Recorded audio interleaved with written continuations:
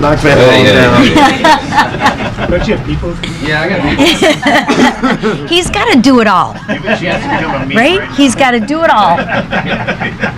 We put that together really He's a purposeful, full-service too. speaker. The guy's got skills. Oh. Need some caulk? Well, good morning, everybody. Good morning. Today marks 100 days of President Trump's second term, and I am honored that he has chosen to celebrate in my home state of Michigan. There's no better place to celebrate 100 days than in Macomb County, Michigan. The first 100 days proves that we are headed in the right direction, the direction in which 77 million people voted for. Just look at the White House lawn today. Pictures of violent, illegal aliens that Biden let into our country. These rapists, murderers, and child molesters have no home here in the United States of America. And guess what? There's room on the White House lawn for a lot more of them. And that's what the American people voted for. And we are going to keep going until every single one of them is removed to make our streets for Americans safer. Thankfully, there's a lot less of those illegals coming in now, because apprehensions at the border are down 94%. And Border Patrol averaged the lowest daily nationwide apprehensions in history. President Trump is taking action and Congress is passing border security bills. We've sent a message. The border is closed. Now, on the other hand, Democrats' message is open borders and literally putting violent MS-13 gang members before the American people.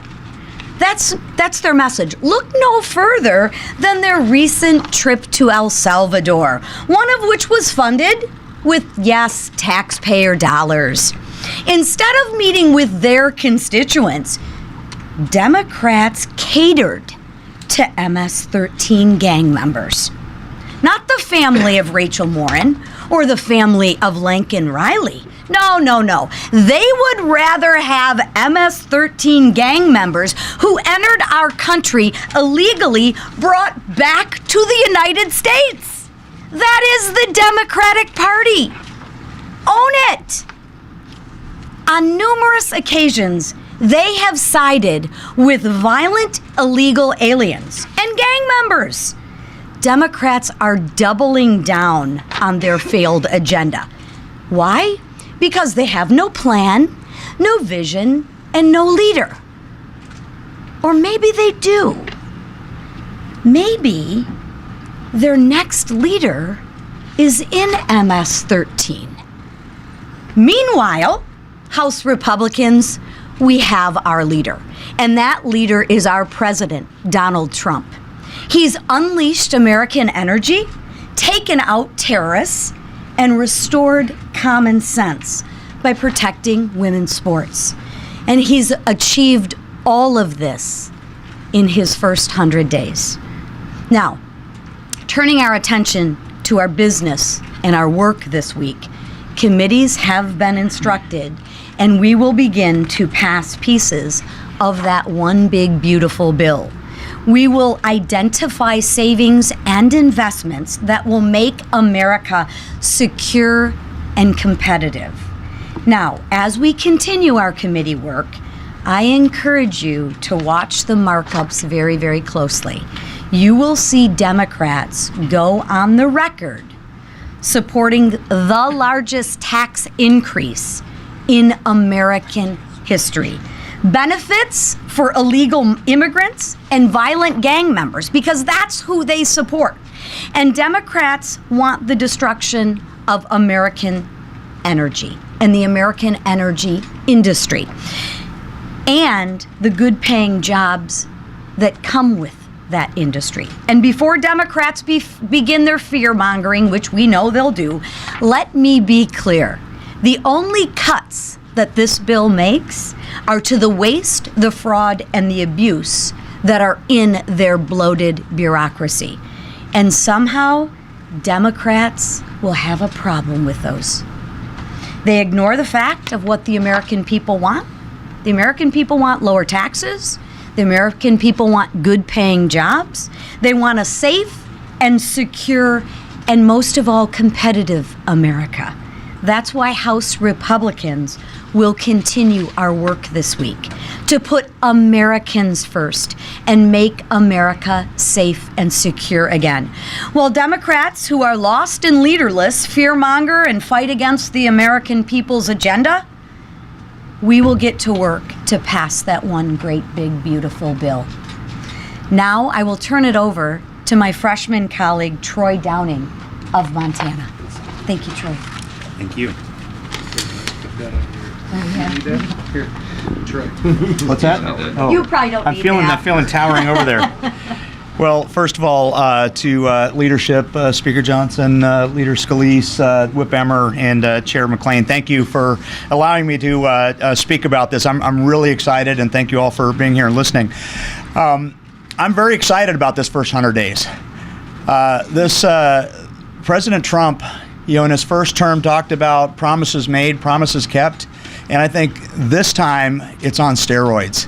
And I think it's important because this country was at a precipice, was absolutely at a precipice. And I hear some of the critics saying too much, too fast. And I'm saying it couldn't have happened soon enough and it can't happen fast enough because we can't afford falling off of that precipice.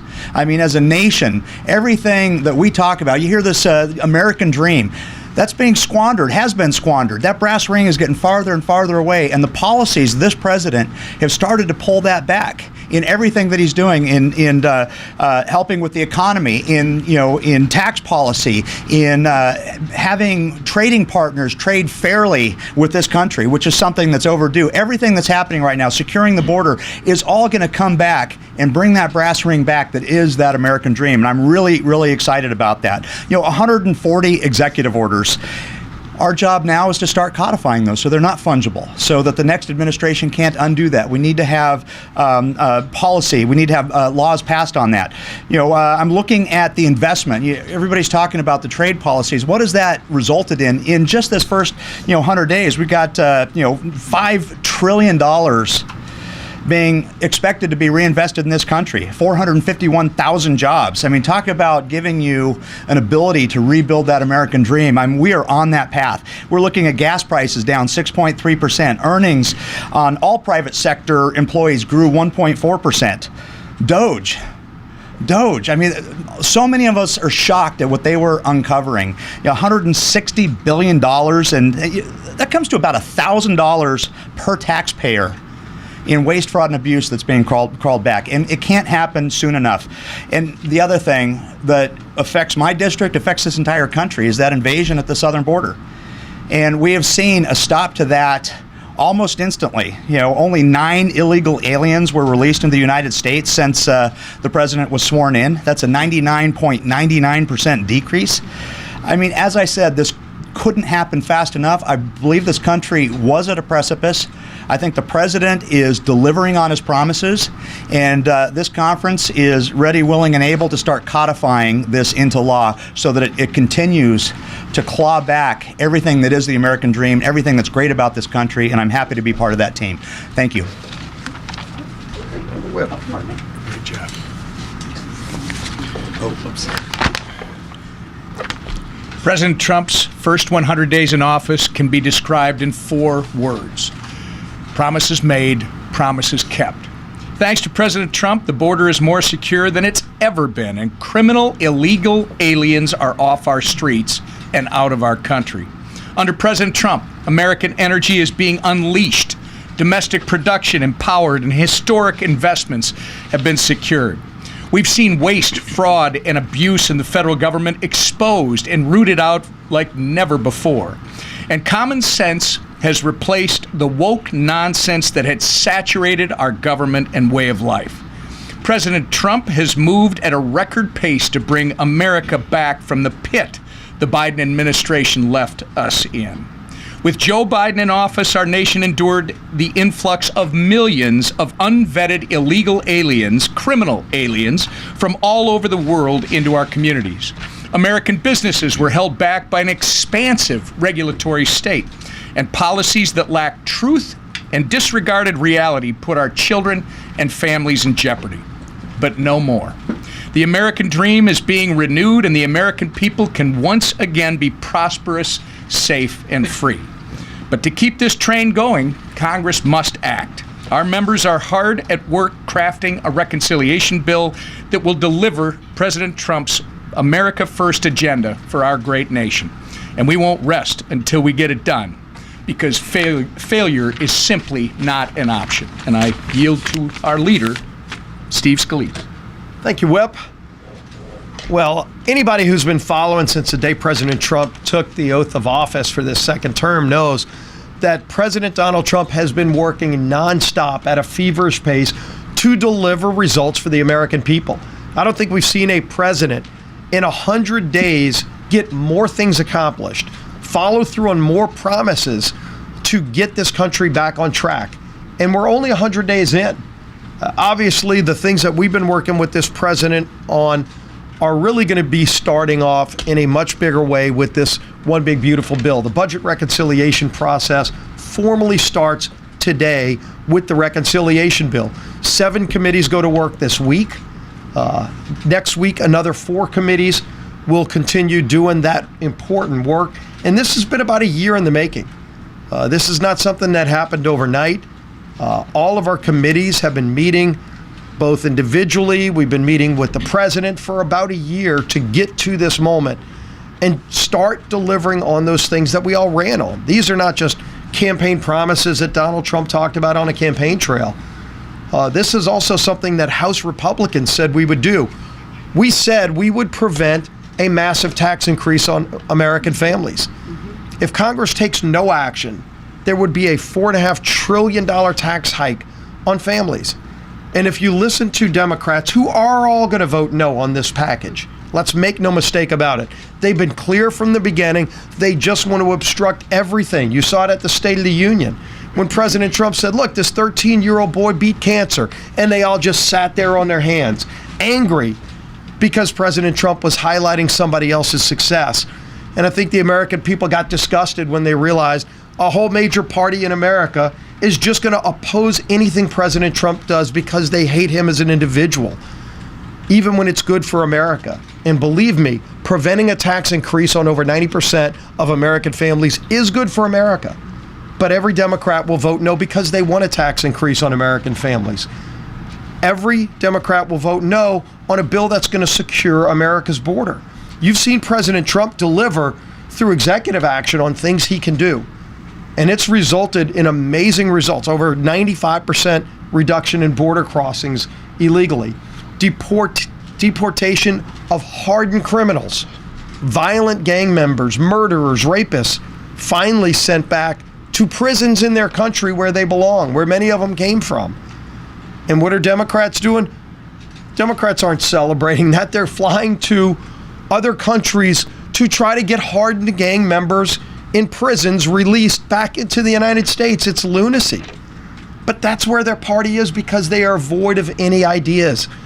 They are a leaderless party. The Democrat Party literally has no leader except AOC and Crockett and Bernie Sanders. And that's what their party's become. They're just opposed to everything. They don't want to produce more American energy. But the good news is we do. That's also going to be in this bill that we start debating, to allow America to produce more energy so that we and our friends don't have to be dependent on foreign nations like Russia or Iran for oil and natural gas. We can do more of it. We can lower costs for families. We can create more jobs at home. We can ensure that more manufacturing can be done in America. That's all going to be part of this bill. We're also going to make our military more competitive. Everybody knows China's been incredibly aggressive at not just their naval fleet, developing hypersonic weapons. And America had fallen behind under Joe Biden. And Donald Trump said, we are going to address these inadequacies. And if you look at what's in this bill, again, addressing major problems to make our country competitive again militarily, And every Democrat will vote no on that as well. And the good news is Republicans said, well, if Democrats are just going to block everything, if Democrats want a tax hike, if Democrats do not want secure borders, if Democrats want to make our country more dependent on foreign nations for our energy, that's why they lost the election. Those days are gone. We can actually fix all of these problems without any Democrat support. We'd welcome their votes. We'd welcome their input. But they've chosen to just go the other way because their far left radical base won't let them work with Donald Trump on anything that's good for America. But that hasn't deterred President Trump. President Trump is resolute in fighting for those hardworking families who have been struggling. Again, the tax increase, when they talk about millionaires and billionaires, it's over 90% of Americans who would see a tax increase if no action was taken. That's families making $50,000, $60,000 a year. That's not the rich. That's the people who are just barely getting by, who have been struggling under the weight of the failures of Joe Biden's economy. The waitress who's maybe working 2 jobs, barely getting by, and President Trump and this Republican Congress are going to deliver on no tax on tips so that that single mom who's maybe working 2 jobs can have a little bit more money in her pocket and be able to take her kids on a vacation or invest in her kids' college.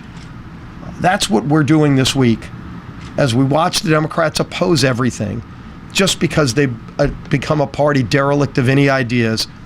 This is a Congress of leadership and action, working with a president who's probably done more in 100 days than any other president we've ever seen, and the best is yet to come.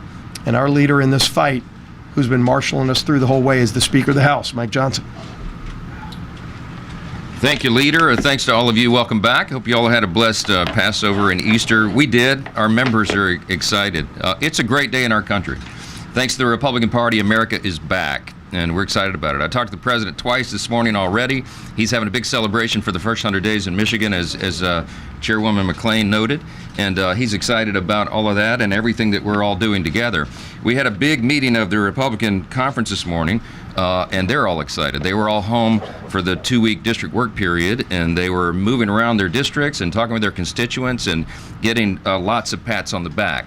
It's a great time for the country, and you can sense our optimism about all that. It's been noted a couple times here, but 100 days ago, not far from where we're standing right now, President Trump made his historic return to the presidency. He made a lot of promises, and as Whip Emmer noted, the 4 words that best describe this administration so far is promises made, promises kept. We've recounted among this group many times, 77 million Americans delivered President Trump a landslide victory. We had our highest popular vote total ever as House Republicans, 74.8 million, and we got a mandate to do exactly what we're doing right now. We have not wasted a moment. President Trump has accomplished more in the first 100 days than most presidents do in their entire careers, their entire tenures. The Atlantic, right? I don't know if there's an Atlantic reporter here this morning, but that's not President Trump's, they're not a fan of him, right? Yesterday they described him this way, quote, "He is the most consequential American leader of the 21st century." And that's an understatement. President Trump has, here's a list, removed men from women's sports, ended DEI in the federal government and the U.S. military, expanded oil and gas extraction to lower prices, taken steps to end unfair trade practices, secured trillions of dollars in new investments in American manufacturing, deported criminal illegal aliens, stood up for religious liberty, and rooted out anti-Christian bias, combated virulent anti-Semitism on college campuses. The list goes on and on and on. That's just barely scratching the surface. That's in 100 days. We're just getting started, and that's one of the reasons that we're so excited. Nearly every public opinion survey found that voters in the last election were most concerned about 2 things. This is just one metric for consideration: inflation and the wide open border and the crisis that created. Look at this. On just these 2 issues, in 100 days, illegal crossings are at an all-time low, as Congressman Downing noted, and inflation is falling rapidly. President Biden often said that he had exhausted his executive authority. He told me that we needed new laws. He told me this many times himself. We had to stop the border crisis, but Congress has to act. I pleaded with President Biden, do your job, use your executive authority. He claimed he didn't have it. But as President Trump has just demonstrated, all we needed was a new president. We needed real leadership. We didn't need new laws. The Trump administration has stopped illegal border crossings. Congressman Downing said it well, 99.9% success rate. The border crisis is solved. More than 100,000 illegal aliens and gang members have been deported, and that makes Americans safer. They feel more secure again. Groups of migrants are actually stopping their journeys, and they are turning around. You know why? Because we've got a new sheriff in town. Due to President Trump's border policies, we now know again that deterrence works. On inflation, President Trump promised to rapidly drive down prices and make American goods affordable again. The Consumer Price Index beat expectations, actually dropped 0.1% in March. That is the first time that has happened since COVID, okay? Inflation is cooling. Energy prices are down, as we all know. Trillions of dollars in U.S. investments have been secured by the Trump administration. And again, we're just getting started. President Trump built the greatest economy in the history of the world in the first Trump administration. And we know that he can do it again. And we're going to help. And that's what we're engaged in. People are excited all around this country. We set fundraising records in the first quarter. We gave all the numbers out to the members this morning. I raised $32.2 million in the first quarter. It's an all-time record for a Republican speaker in a midterm. I'm not taking personal credit for that. I'm saying this is an all-team effort. Every House Republican is out working. Their sleeves are rolled up. They're working around the clock. We're setting fundraising records. The vulnerable Republicans from the swing districts and the vulnerable Democrat swing districts, it's the Patriots and the frontliners, okay? The Patriots outraised Democrats 2-1. They almost doubled what Democrats raised, and they have almost double the amount of cash on hand right now. That's an indication of where the American people's sentiment is. They see that Republicans are delivering and Democrats are in disarray. While we're working to build on President Trump's successes and codify his agenda into law, the Democrats just still don't get it. I mean, they just keep demonstrating they don't get it. More than 100 days into the 119th Congress, and the contrast could not be clearer.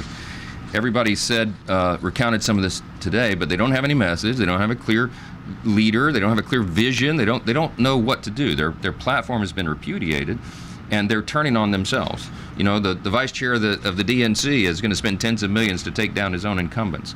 That shows you where they are. They've resorted to cursing and shouting and outrageous political stunts. Their approval ratings are in the low 20s.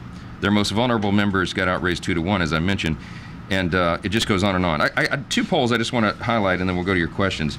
There was a poll that came out a little over a month ago. It's Quinnipiac, and I think it's the most telling poll of the first 100 days of this Congress. But I got the graphic in front of me. It was Politico published it. Lots of people talked about it. The headline says Democrats face historic discontent with the base. Now, what they did was they polled Democrats and their approval of their own party and Republicans' approval of their own party. I mentioned this before, but Democrats are underwater 9%. They have a net negative 9% approval rating in their party, whereas Republicans in Congress are enjoying a 69% approval rating. Okay, so that chart is stark. It's the largest chasm between the two parties in history. It's the highest marks we've ever gotten and the lowest they've ever gotten. It tells you where they are. This morning, CNN has a new poll, getting you a nod right there on the front row, right? Republicans' view of GOP leadership, 78% approve, thank you CNN, 21% disapprove, all right? Democrats' view of Democrat leadership, 42% approve, 57% disapprove. Stark contrast between the two. And one of the most baffling political displays that we've ever seen, congressional Democrats used their district work period to fly to El Salvador and provide comfort to a wife-beating MS-13 gang member who entered the U.S. illegally. I mean, it was a shameful performance, and I hope their constituents do not forget it. We won't. And we reflect on the first 100 days of the Trump administration. It's very clear which party is fighting for the American people, for a stronger and safer and more prosperous America, as Leader Scalise just said. We're happy to be here, and we're happy today. You can probably tell. Take your questions. Yes, sir. Thank you very much, Mr. Speaker. On the subject of polls about the first 100 days of President Trump's administration were released a few days ago, and he has the lowest approval rating of any president in the last 80 years, according to the Washington Post, ABC News, and Ipsos, I believe. Other polls suggest similarly low numbers. How do you interpret those numbers, and is that not a sign that your conference, your party, your leader need to be changing course given those low record ratings? No, look, there's always in any new administration, it's a roller coaster, right? When you come in and you make dramatic change, which is what he did, he's delivering on the promises made. There's some bumps along the road. We're changing everything. As we said, when President Trump was running, I told him and we told our own voters he could be the most consequential president of the modern era. Now the media is, all of you are acknowledging that is true. By extension, we can be the most consequential Congress as well, because we quite literally have to fix every area of public policy. The last 4 years was an absolute unmitigated disaster, and we got to fix it all. So when you're doing that, it's disruptive in a way, and and the early initial people, they have an emotional reaction sometimes for the big changes, but what they're seeing and what the real polling is showing is that they understand that we're headed somewhere. This is out of the gates, all these big achievements that we just recounted, and I said we're just getting started. The reconciliation bill is the big chunk of this. The vehicle through which we will deliver the America First agenda is this big, beautiful bill, which is why we call it that. The president's approval rating is better than it was in 2017 when he got started, right? Because people trust him. The thing about President Trump is he's had an administration. This is not a new thing. People remember. It's hard to remember. It seems like it was 20 years ago. But right before COVID, we had the greatest economy in the history of the world. There's been a little question and concern about, the rocky start, some of the stock market, some of the tariff policy and all that. But right now, even today, people are beginning to see the dust settle on that. They understand there was a master strategy behind this, and they're seeing the results. We're going to have 100 countries, by some accounts, and maybe higher, renegotiate their trade policies with America because of what President Trump did. He's the only leader bold enough to have done that. And that's going to be a net positive, of course, for all the American people. It's going to be more fair for us. We trust the executive to do that. We trust this executive to do that. And President Trump has had some great achievements. So, look, polling goes up and down. We all talk about it, pros and cons. But at the end of the day, we're going to deliver on these results, and the American people are going to reward us for it. Yeah. Two of your members, Elise Stefanik and Mike Lawler, are both considering runs for governor of New York. Those one seat in particular, Congressman Lawler's seat, may be one of the most competitive in the country. They can't do both. They can't run for governor and Congress. Will you have conversations with them about what works best for your conference, and have you started having those conversations yet? I have lots of conversations. I love them both. They're two of my favorite people and my most trusted colleagues, and they're both super talented, which is why they get talked about for doing other things. We have lots of Look, we've got a very talented group here. We have lots of House Republicans who are being courted to run for Senate or governor or do something big. I mean, my preference is that they all stay here with me, right? We get the job done. But I don't begrudge anybody for having other opportunities, and we ultimately support them in whatever they do. But are we having conversations? We are, yeah, and that's all I'm going to say about it. But I ultimately, look, I support my friends and colleagues. These are more than colleagues, they're friends. And I want all of my friends to do well and go as high as they can, be of their highest and best use to the country. So we'll see how it shakes out. Mr. Speaker Johnson, do you plan on meeting with governors to advise them on how they might restructure their budgets if you're reforming SNAP and Medicaid? Kathy Hochul is working on the New York budget. I'm not sure Kathy Hochul and I are going to sit down and talk about New York's budget. But I will just say this. We're going to be good stewards of the taxpayers' resources, okay? Do not believe the hype. Do not believe the lies the Democrat Party has said. We had their ads taken down. Okay, they were running ads around the country and in swing districts, trying to convince people that Republicans were going to gut Medicaid. It's just simply not true, and that's why their ads and billboards had to come down. We sent them a cease and desist letter because we pointed out they were lying. By the way, the Democrat leaders in Washington have zero credibility with the American people. Remember, they tried to tell us for the last 4 years that Joe Biden was an exceptionally talented, brilliant, on-point leader. Okay, they don't have any credibility on any of this. We're going to prove the opposite. The committee markups, as Leader Scalise noted, we have 7 committees marking up components of the big, beautiful bill this week. We have 4 others next week. That third week that we return, the Budget Committee will merge all that together into the one big, beautiful bill, and you will see the results. We are going to preserve the programs. We're not gutting Medicaid. We're going to reduce fraud, waste, and abuse, which every single American should be applauding. The Democrats should as well, but they're not allowing themselves to do it.